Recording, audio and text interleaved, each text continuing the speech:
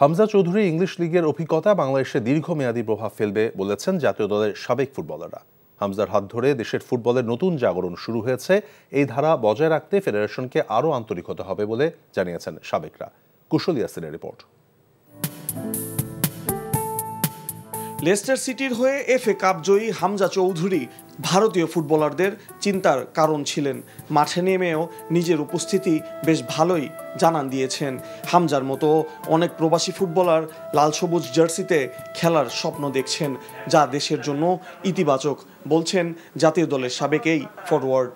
আমাদের দেশের যারা প্রবাসী আছে তাদের ছেলেমেয়েরা যা ফুটবল খেলছে, এদেরকে খুঁজে বের করে এনে যদি একটা সুন্দর দল গঠন করা যেতে পারে, এই দলটিকেই যদি আমরা নার্সিং করি, ডেফিনেটলি আমাদের দেশ এবং আমাদের জাতি সম্মানিত হবে বিভিন্ন জায়গায় খেলে। এবং আমি আশা করি যে ভবিষ্যতে এই ধরনের রিসোর্সগুলো যদি আমরা নিয়ে আসতে পারি, ডেফিনেটলি বাংলাদেশ ফুটবল আবার ঘুরে দাঁড়াবে। ফুটবলের নতুন দিনের সূচনা এরই মধ্যে হয়ে গেছে। এখন আর পেছনে ফেরার সময় নেই। প্রবাসী খেলোয়াড়দের সন্ধানের পাশাপাশি তৃণমূলেও মনোযোগ দিতে হবে, এতেই মাঠের খেলার মান বাড়বে জানিয়েছেন শফিকুল ইসলাম মানিক।